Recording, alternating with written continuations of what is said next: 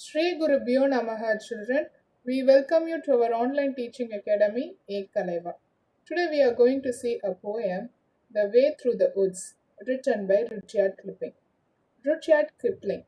He was born on December 30, 1865 at Bombay. In 1871, his family returned to England. His father and mother returned to India but left him with his three sisters, and he spent his 5 years in foster home where he was bullied. And these experiences left him with psychological scars and a sense of betrayal. After that, he returned to India and worked for Anglo-Indian newspaper. In the earlier days of his literary career, he was popularly known as writer of short stories, but later became famous as poet and a fiction writer. His famous works are Jungle Book, Soldier 3, Kim, etc. He received Nobel Prize for Literature in 1907. Way Through the Woods, Mind Map, Man vs. Nature, Flashback Technique, Past Memories, Love for Nature, Emotional Recollected and Silence, Figure of Speech, Words, Poet's love for nature in his writings. This poem is a part of his collection of short stories, Rewards and Fairies. Each story in his collection was followed by a poem. This poem is well known for supernatural elements, active life, style, and paradox uses. And this poem unfolds the past memories of little things that are missed by the poet, presented in flashback technique to the readers. The poem reveals Rudyard's love for nature, his style of writing about nature, and his relationship with the nature, which is also evident in his Jungle Book and Kim. So, summary of this poem: the poet starts the poem by telling the reader that he is talking about a road which was closed 70 years ago for some reason. The harshness of weather and heaviness of rain have so far vanished all the traces of the road, and on the spot there is no sign that once a road was there here in this place, and the regrowth of nature has covered with small plants and bushes. Only the keeper of the territory knows where there was a road that is no longer visible to most of the people. If anybody visits the wood in the summer evening, he will only hear silence, the silence that can only be replaced by the galloping of the horse that walks through the atmosphere of the place. Only that rider could identify the road has been covered by the greenery. In the last two verses, the poet says that it was the road that was lost in the woods, and the woods show no sign for the previous existence. And the theme of this poem is the power of nature, indifference of nature, because the nature is very indifferent to our desires, plans, and motives. Has nature has its own plan, right? And it faces no obstacle. So indifference of nature was shown in this poem. And then,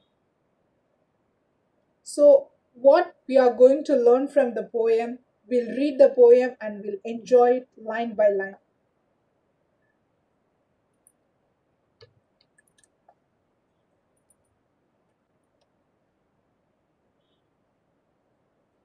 The Way Through the Woods. They shut the door through the woods 70 years ago. Weather and rain have undone it again, and now you would never know. There was once a road through the woods before they planted the trees. Okay, so they shut the door through the woods 70 years ago.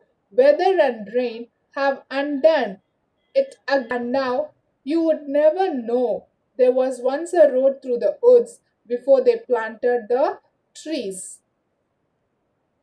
So the poem begins with the mention of a road through the woods, which was closed up, which was closed 70 years ago, and the road was left undisturbed. Okay, and then what happened for so many years?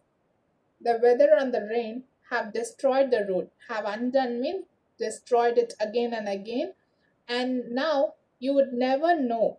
That means the place was looking as it was before formation of the road, and no one could tell if there was even a road through the woods. Nobody can say that there was a road in this place before they planted the trees. So it is the because the road has disappeared.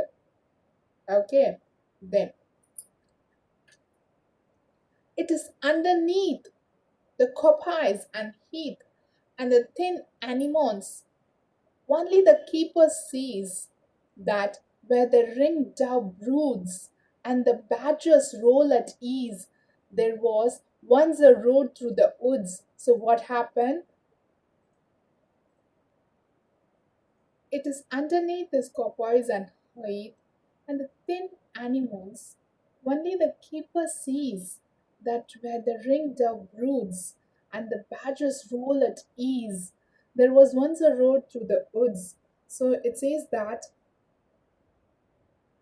it is because the road had disappeared beneath the bushes and scrub of different kinds of plants, and it is hidden from the human eyes. After the road was closed, trees were planted. Those trees have grown up now, and the road has become the part of that road. But now the road, which is not seen, which is now a part of wood itself, it's full of activity and life. It is occupied by the ring dove that broods there. That broods there means it sits on its egg in order to hatch them. Okay, those the broods, it sits on its egg. A family of birds is sitting on its egg in order to hatch them. And then what happens?